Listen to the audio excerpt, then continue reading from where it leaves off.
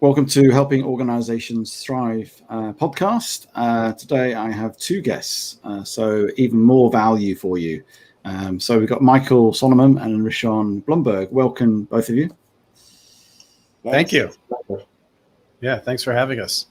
Yeah, no, it's good to hello, internet world out there. Yes, absolutely. This is how we seem to view everybody now, is on these little screens. But it's great that I can do this because obviously you're way in the world of America and I'm in the UK. So this is a good opportunity to connect, even if we could fly and see you in person, which would be great, even better, but the second best. I'm just going to tell our audience that was popularized during the pandemic. We love that. Yes.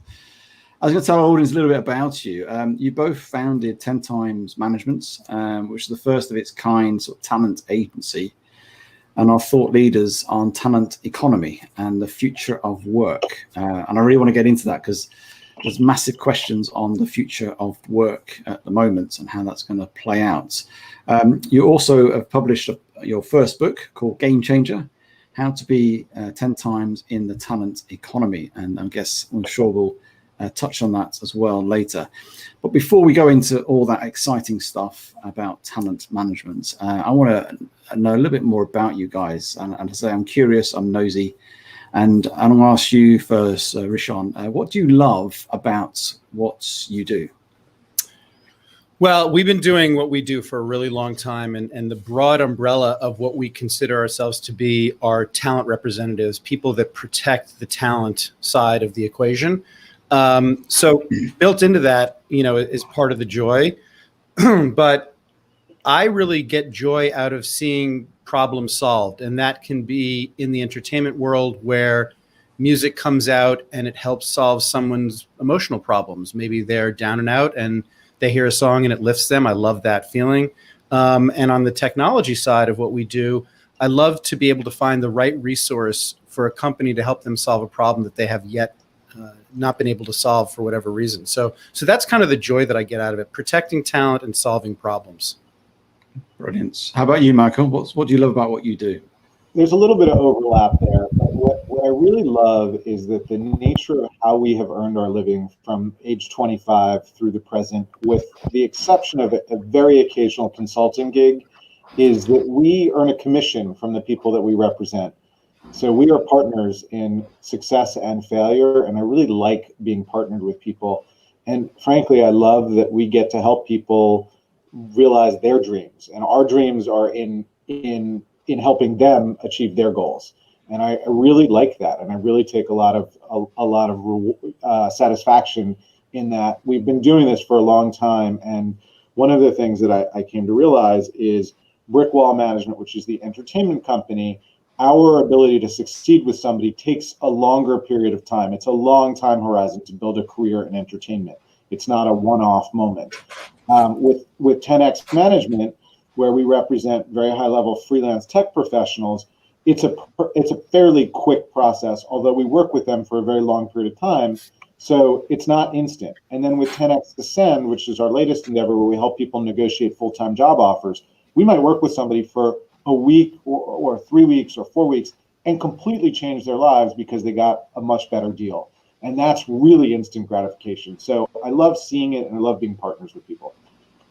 Excellent. And you guys have been not only obviously the talent management for many, many years, but you've known each other from, is it almost, I don't know, how old were you when you've 41 years, something like that? 41 years. It's more like 43 years now or something like we were about 8 years old, and somehow I feel like I keep getting called old. Rishon's like, we've been doing this for a long time. You just said we've known each other for a long time. We're all 51 and about to be 52, one of us. That's brilliant. And it's incredible to have that sort of friendship that you built over the years and managed to navigate all the businesses you're doing and be successful. So that's fantastic. That's brilliant. I think we consider it as much like a marriage as a friendship. That's right. As do our wives. Excellent. That's brilliant. I want to touch on the whole, I suppose, from my perspective, getting some lessons from the last 12 months and get your perspectives on how talent management, talent in terms of recruiting, and how we have developed in this time, because it's been really challenging from many fronts. And I just want to get a bit of a focus on talent. So I don't know if Rishon, do you want to sort of start that conversation really in terms of your perspective in the last 12 months? Yeah, I think what the last 12 months has shown us, being separated as much as we have and having to speak through this medium, which is remarkable and wonderful in so many different ways, but it really saps that human connection out of things, is intentionality. That's my sort of buzzword for this last 14, 15 months is companies and individuals. There has to be a lot of intentionality of what you want to achieve. That could be intentionality of connection. Like I want to carve out time to have a call with you or a Zoom with you just to talk about you and what's going on with you personally. Or I want to carve out time to talk about this specific agenda of things. It can't be as loosey-goosey as it used to be, because you can't just walk into somebody's office and chit-chat for a couple of minutes, catch up, and move on to the next thing. So intentionality is what we want to see more of moving forward, even as we come back to the more in-person, because it's very easy to sort of forget the human side of human resources. And that's my sort of impression of my takeaway for the last 14, 15 months, intentionality. And does intentionality take away authenticity or take away the sort of casualness of those relationships? Because obviously I agree with you that the water cooler type chat is not intentional. It's just a casual, off the cuff. And those moments can be quite amazing, really. But does intentionality take away that authenticity? I don't think so. I think just the opposite, actually. I feel like what we've had to do to be more human in these last 14, 15 months is something that we've really taken for granted, and we should be much more cognizant of and intentional of moving forward, which is that if the person isn't happy, if the person isn't respected, taken care of, heard, the person isn't going to want to perform for you or your company. So if you're a manager and you're managing talent of some kind, make sure you take the time. And yeah, if it's intentional, there's nothing that lacks humanity there. It's taking that actual authentic time to sort of understand and find out how somebody is doing, as opposed to letting it just happen because, oh yeah, I spent with 35, 40 minutes with them over the last week because we bumped into each other. I popped into their office, we chit-chatted. That's really, superficial. What I'm talking about intentionality is something that is intentionally a little bit deeper. Okay, I like that. And Michael, in terms of your own businesses, how have you been doing things differently in terms of to maintain that connection, that interaction, and ensuring your own talent is growing? That's a great question. And the reality is the pandemic has, as it separated us from each other, the opportunity to lose the human connection, the humanity was very great. So what we did as a company was we recognized that early on and created a bunch of things that didn't exist before. So we have a Monday morning check-in call that is not a work-related call. There's no agenda. It is, how was your weekend? How are you doing?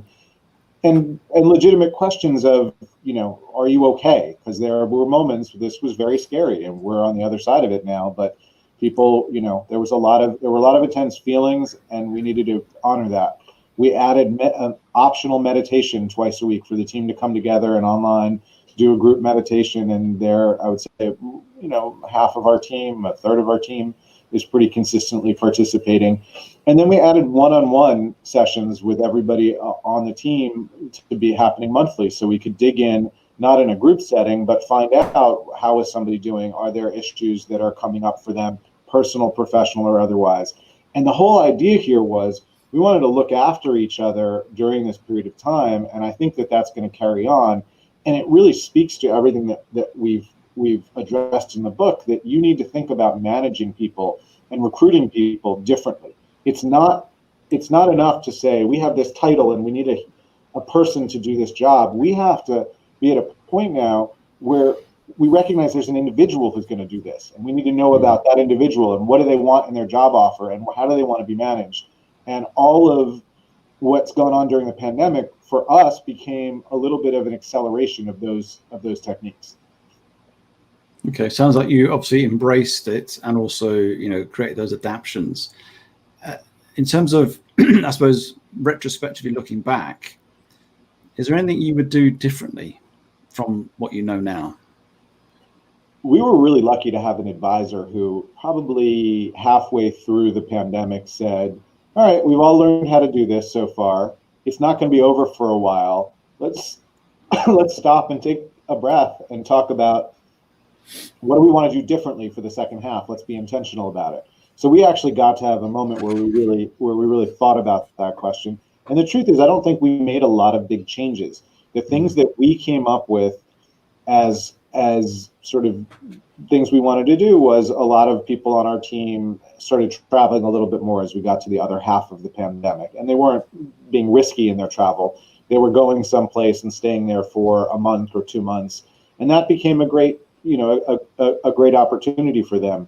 Whether we're going to continue and sort of be that distributed and that remote on an ongoing basis, I think, as a company, it's still to be determined. And as a society, it's very much to be determined. We're seeing so much debate, at least on this side of the pond, about how many days people go back to the office when this is all over. And the founder of, not the founder, the CEO of one of the ride-sharing companies said that the employees who want to stay remote aren't engaged employees, and that person got jumped on by every other tech CEO for a statement that was inappropriate and not accurate. It was WeWork. It was WeWork CEO. WeWork. There's a lot of churn right now in terms of how this is going to change our working coming up, and I think there's going to be a lot of job churn overall shortly. There's one thing I want to add to this, which is, and this is something for years we had been talking about through the media, through speaking engagements, and that had to do with the fact that remote work was already trending in the direction of increasing. So we were incredibly fortunate, I think, at the beginning of the pandemic, because we have been working with remote talent for such a long time. We had a lot of systems in place already, even though we were all working out of our office most of the time. We did have flex periods where people could work from home. I think that we were super fortunate that we had cloud-based systems in place. We had been working with remote talent for a really long time. So really all we had to adjust on our end come the pandemic was much more human elements to our work relationship. From a business standpoint, from a technology standpoint, we were completely set up and ready to go, and we didn't miss a beat. And I think that was the biggest change for most companies, is that rapid digitization over the first 2 months of getting the VPNs and the network set up and the logins and the passwords and getting everything on the cloud and getting everything on video. That was a huge transition for a lot of companies, and people were caught unaware. And that's something we've been talking about for a long time. So I think coming out of this, we're going to have the ability to do hybrid work significantly more effectively than we did before. So we took what was already ramping up to remote flexibility, and we're now completely set up from a technological standpoint. And I think what we need to work on really is that intentionality of the human element in order to keep that capability and that productivity. Yeah, and I agree with you. I think last year it showed that from a functionality perspective, we can do it. And from a productivity, we can do it. And reasonably engagement, we can do it. And I think you mentioned that word, bringing the human side and how we bring that in. And I think, hybrid working is whatever hybrid working is, and it'll vary by companies, is probably here to stay. So if you're a company out there right now, and I think there is a competitive advantage of embracing this. And I've been talking to a lot of people recently about, I think last year was all about resilience, adapting, modifying, all that type of thing. And this year is more about having more agility and almost going a little bit deeper than just what I call surface level adaptions, which is probably to me the functionality. Is going to almost I call it business cognitive rebuilds, where you're doing transformational things. And I think hybrid working is potentially one of those game changers if embraced in the right way. So I don't know who wants to take this in terms of how do you think companies should embrace it and their approach and strategies, really. I don't know if Rishon, do you want to take that? Sure. I mean, I'll start it, and Michael, you can finish it because I'm sure you have a lot of comments here. I think that what we have seen from our last 10 years of working with tech talent and placing them in these sort of hybrid environments, some of our people were on site part of the time, some of our people were off site. Micromanagement, I think, is one of those things that really does not work in a hybrid environment. You have to hire people who you trust enough to do their thing, like do what it is you hired them to do with a level of oversight. But I think micromanagement is one of those things that is going to have to drastically change in the hybrid environment. And to me, that's a top-down mentality. It has to start at the top and be communicated down. It can't come from the people that are being micromanaged. It has to be sort of an organizational-wide process. So for me, that's sort of the number one thing. And this goes to a lot of what we do at 10X Ascend, which is companies need to learn more about their employees and the talent that they work with at the very beginning and start that process earlier on than they normally do. I love the quote from, it's not Bill Grace, from Steve Jobs, where he talks about the fact that we don't hire brilliant people to tell them what to do. We hire brilliant people so they can tell us what to do. The more sophisticated and capable your talent and employees are, the more flexibility you need to give them. And I think that really works well with the hybrid workforce because it's all about flexibility. I would just add into that, actually, you stimulated an idea that I hadn't really contemplated before, which is things that need to be micromanaged are going to be gone. Because anything that needs to be micromanaged is a very specific task that has to be done a specific way, which is what machines are getting very good at. And I think that validates a lot of what you were just saying. And I think the other element that's here about a blended or a bespoke or a hybrid workforce is what you said about agility. Companies need to be much more agile than ever. And that means you need to know when to use a W-2 and when to use a 1099. Just to translate that for the international audience, it's freelancers versus full-time. Those are just the U.S. tax codes. But independent contractors versus full-time employees, and you need to have a blend of remote and in office, and people who are in office. There's a blend of how many days are they in the office. And I think that as we look to the future, the thing that becomes more and more clear is the companies that are brittle, the companies that when they want to hire one of our people for a 4-week engagement to solve a big problem for them and require a 572-page master services agreement and then an SOW after that, like that's just not going to work. Because by the time we get through that agreement, the need is gone and the problem has either been solved or there's a new problem that's bigger. And I just use that as an illustration, but it's time that companies sort of take the position that these contracts and procurement practices and all of these policies that we have that have been built up over years of lawsuits or problems and we're protecting ourselves. The protectionism has gone so far that they're actually hurting themselves more than they're protecting themselves. And that's part of what needs to get rolled back, is we need to be back to a place where we can do business quickly and effectively and find the right tool at the right time and be able to bring those in. And we've, just in our world, we've seen a lot of failings of that.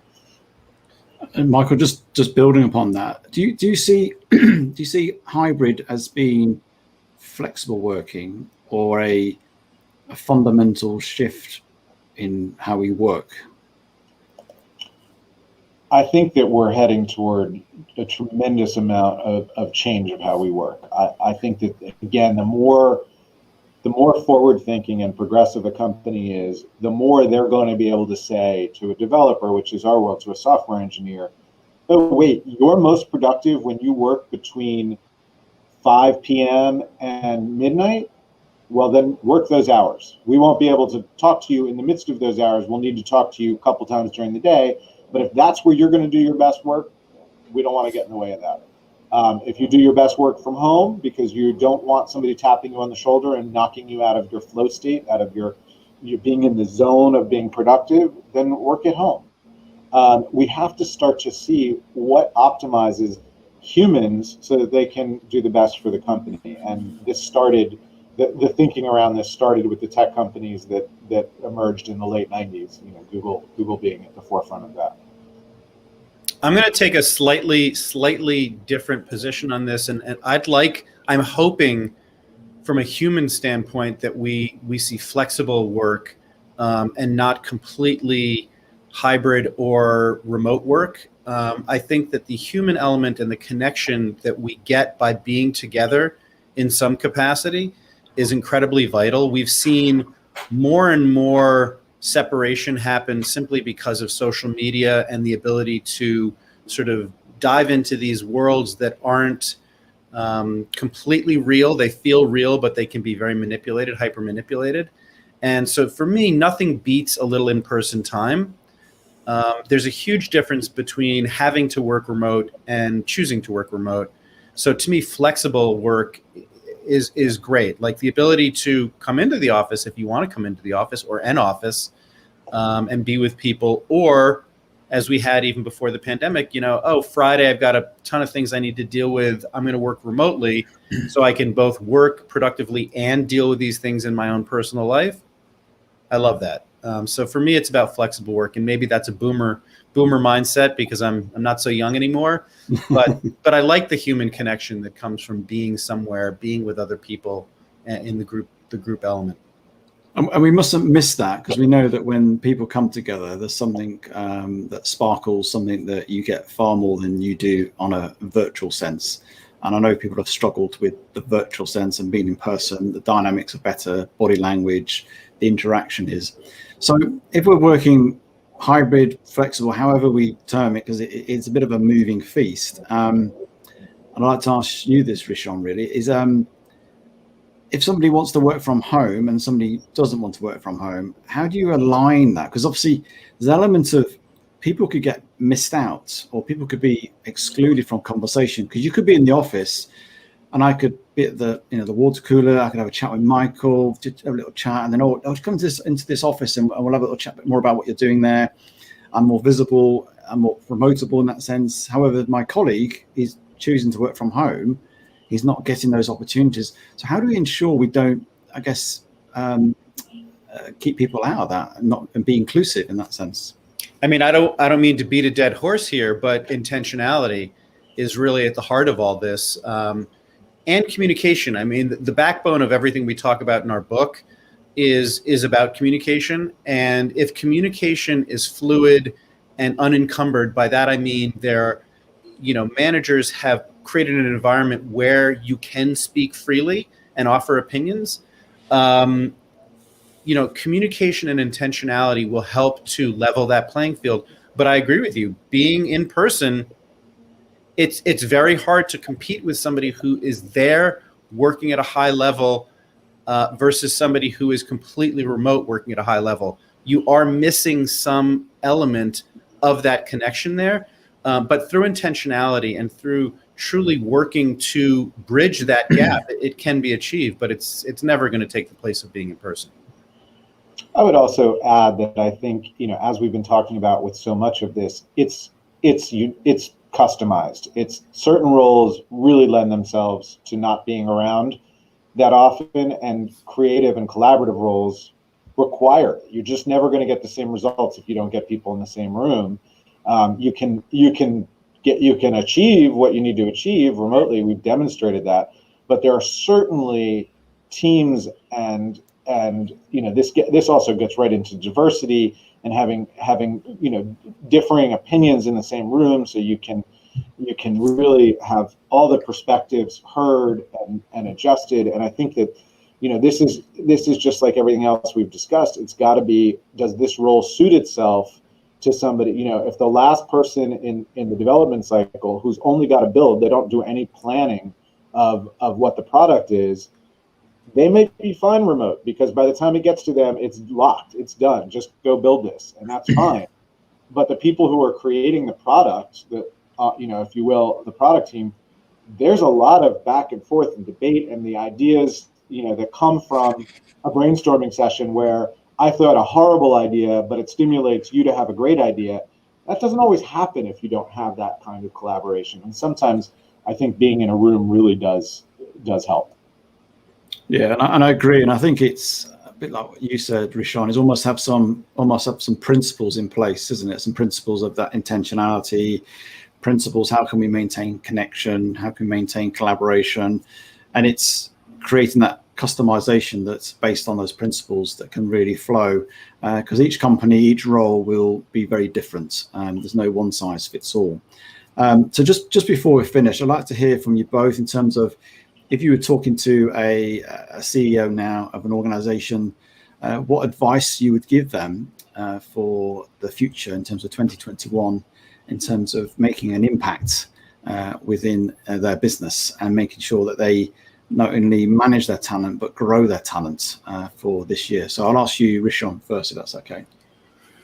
Well, I think it's a really great multi-leveled question. Maybe I'll just take a portion of it. I think that there's a big difference between leadership and management, and a CEO of a company really needs to be a leader, and a leader embodies a lot of different elements than just a manager.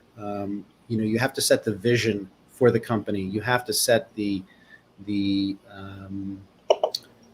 personality of the company. What does the company stand for? Who are you as a representative of this organization? And I'm a huge fan of, sort of top-down philosophies. So to me, a CEO really needs to speak for the mission and the values of a company very, very clearly. If those things aren't aligned, I think the company is going to fail.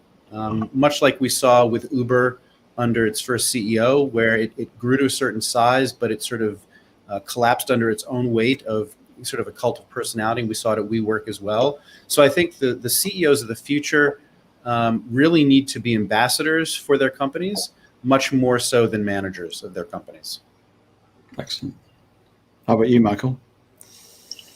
I think bringing the why into work is going to be increasingly more important. What we've observed by working with 10Xers, and just to quickly define what we mean by that, these are sort of top performers in any field. Michael Jordan, clearly a 10Xer, Bruce Springsteen, a 10Xer, software engineers you've never heard of, but who can produce 10 times the output of their peers, or 10 times the value of their peers, would be 10Xers. So when we work with these people, we've observed some things that really matter to them. And ironically, or maybe relationally, millennials and Gen Z have very similar qualities about what they want out of their future. And the things that become important to them is they want to work on things that meet their personal mission and their values. So if you're not figuring out how to connect what you do to somebody's mission, or at least bring some societal value or some benefit that they can understand and wrap their head around, it's pretty hard. I mean, you started out asking what we love about what we do. And what I said is, I love that we get to help people fulfill their dreams. For the people that work for us and with us, that's a very inspiring thing to be able to work on. If the answer was, we make widgets that go in the garbage, that's not as hard, that's not as easy to fall in love with. So I think when you look at what the, as Rishon said, we're going to need to continue to do more and more with fewer people. And the people that you're going to have are going to need to be higher and higher performers. And the more you can connect both to their personal mission and also to what they want out of their career. If you currently have people who are exceptional performers and or millennials or Gen Z on your team, and they don't know how their future aligns with your company, they're going to be looking for a new job before long. And all likelihood, no kidding aside, before the end of this year, because everybody stayed put for a minute. And now the job market is heating up in ways that we haven't seen in a long time. Everybody who was sitting around afraid to leave, or sitting around because they might have been getting unemployment in this country, are all gearing up to make changes. And I think as a CEO, to be prepared for the future, one of the things that you really need to look at is your team's going to be changing, and you should be prepared for that. Yeah, and obviously the growth of millennials and Gen Z in the workforce is going to be prolific. And so I agree with you that connecting with their why, their mission, however you want to term it, whether you can take the company one and somehow align it, but it's certainly meeting them somewhere, because I agree with you. That's really important. And that's part of the hybrid working in some ways, because it aligns to their lifestyle and how they want to live their life. So I think for me, what COVID has done is given a bit of a fracture to what was already happening, and probably accelerated the sort of dynamics that have been in the workplace. And so it looks exciting, quite challenging for organizations as they try and navigate it, particularly those like ourselves, over 50 CEOs, trying to work that through. But as we remain fresh, adaptable, and always learning, as we endeavor to do, that would be great. So if people want to connect with you guys, because I'm sure they will, how can they get hold of you? And also, I want you to tell the audience a little bit about the book you've launched as well, and where they can get hold of that as well. Well, if you want to connect with me, you can come to my office on 32nd Street in New York City. I'm kidding. That sounds very old-fashioned. You can do that. We are in the office on occasion at this point already. Michael's holding up a copy of the book. We have a website for the book, gamechangerthebook.com, and both of our contact information, LinkedIn and whatnot, are on the site. Plus a fun little quiz you can take to see how 10x you are and how 10x your company is. So some fun stuff there. And Michael, why don't you sort of lay out the book for us? I mean, the book is really a distillation of having managed people across all these different industries, from musicians, people like John Mayer and Vanessa Carlton, to directors and entrepreneurs, and now tech talent, and really understanding what the common ground is among the highest performers in the world. And we interview people who manage those people. We interview a bunch of 10Xers themselves. And what you come back with, or what you come away with, is very clearly how to make your company more 10X, how to attract these kinds of people to your company, and how to retain them and manage them once you have them. And then the other half of the book is really focused on how do you as an individual move yourself further up the 10X ladder. So how do you manage up so you can get the feedback you need to be a better performer? I could probably go on for quite a while about what else is in there, but that's a pretty good distillation. Well, people know where to go and connect with you guys, and connect and find out more about the book. I'm sure it's available on Amazon and the various websites like that, all those places. We hope so. No, I did check, it is on there, so I did look. Well, thank you for your time today. Thank you for your insights. I think this conversation I could probably have with you again in probably 3 months' time, and be even more fascinated and see what's happened or changed and what else is going to happen. But do thank you for coming on today. Likewise. Thank you so much for having us. Do that when you're ready. Thank you.